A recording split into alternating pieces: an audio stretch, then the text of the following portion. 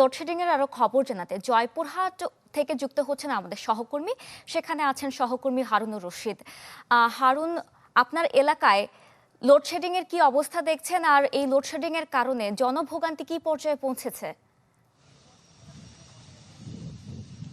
বুশরা, বিদ্যুৎ বিদ্যুৎ নিয়ে কিন্তু জয়পুরহাটে লুকোচুরি খেলা চলছে। এখানে যে কখন বিদ্যুৎ আসছে আর কখন যাচ্ছে এটা কিন্তু বোঝা বড় দায়।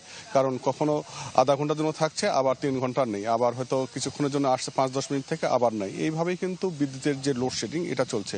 আর এতে কিন্তু অতিষ্ঠ একদম সাধারণ মানুষ থেকে শুরু করে যারা এই বিদ্যুতের সঙ্গে সংশ্লিষ্ট ব্যবসা প্রতিষ্ঠানগুলো আছে তার সকলেই একদম বিপাকে পড়ে গেছেন।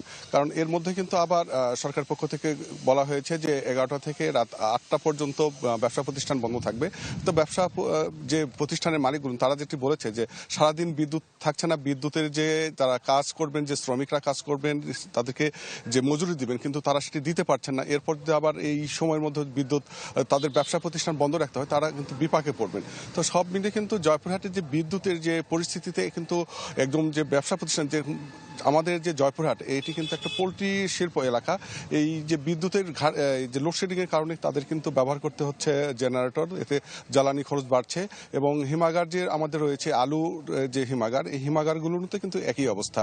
তারা হিমাগার মালিকরা বলছেন যে বিদ্যুতের লোডশেডিং কারণে তারা জেনারেটর ব্যবহার করছেন এবং জেনারেটর ব্যবহার করেন, তাদের খরচ বাড়ছে। এই বিষয়ে কিন্তু তারা ভাড়াও বাড়াতে পারে। এটা নিয়ে কিন্তু কৃষক এবং ব্যবসায়ীদের মধ্যে একটা চাপা ক্ষোভের সৃষ্টি হয়েছে। তো সব মিলে কিন্তু জয়পুরহাটের এই লোডশেডিং নিয়ে একদম সাধারণ মানুষ থেকে শুরু করে সর্বস্তরে কিন্তু একদম বিপর্যস্ত অবস্থা। তো এই ছিল জয়পুরহাটের লোডশেডিং নিয়ে সর্বশেষ খবর। বুশরা। ধন্যবাদ হারুন আপনাকে। ইতিমধ্যে আমাদের সাথে মানিকগঞ্জ থেকে যুক্ত হয়েছেন ইউসুফ আলী। ইউসুফ, শুনছিলাম জয়পুরহাটের লোডশেডিং এর পরিস্থিতি, মানিকগঞ্জের কি অবস্থা আমাদের জানাবেন। নগদ নিয়ে এলো হার না মানা হার অফার। সর্বনিম্ন 10,000 টাকা রেমিটেন্স নগদে পাঠালে থাকছে স্বর্ণের হার জেতার সুযোগ।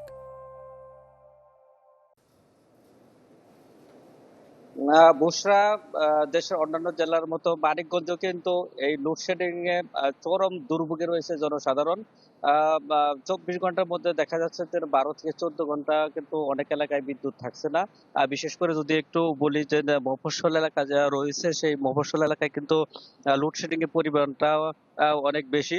মানিকগঞ্জ পল্লী বিদ্যুৎ সমিতির তথ্য মতে পুরো মানিকগঞ্জ জেলায় 160 থেকে 170 ওয়াট কিন্তু যে চাহিদা রয়েছে বিদ্যুতের, সেখানে কিন্তু পাচ্ছে 120 থেকে 130, অর্থাৎ 40 ওয়াটই কিন্তু তারা এই কম পাচ্ছে। চাহিদা কম থাকায় তারা সরবরাহ কম থাকায় তাদেরকে কিন্তু বাধ্য হয়েই লোডশেডিং দিচ্ছে রুটিন অনুযায়ী। এই সে কারণে কিন্তু যে মফস্বল এলাকা রয়েছে সেখানে কিন্তু এই লোডশেডিং পরিমাণটা একটু বেশি হচ্ছে। এর ফলে যে কৃষিকাজে কিন্তু সেচ যে রয়েছে সেই এখন বুরুর সিজন, সেই বুরুর সিজনে সেটা কিন্তু ব্যাপক ব্যাহত হচ্ছে এই সেচ চালাতে। তো কৃষকরা বলছে যে এক্ষেত্রে তাদের কিন্তু বেশ ভোগান্তিতে পোহাতে হচ্ছে।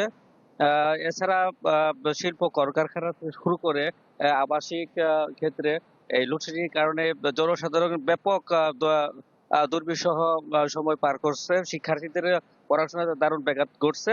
সবকিছু মিলিয়ে কিন্তু এই লোডশেডিং এর কারণে জনসাধারণ বেশ ভোগান্তিতে রয়েছে। বুশরা। ইউসুফ, আপনাকে ধন্যবাদ। দর্শক, লোডশেডিং এর খবর জানাচ্ছিলেন আমাদের সহকর্মীরা।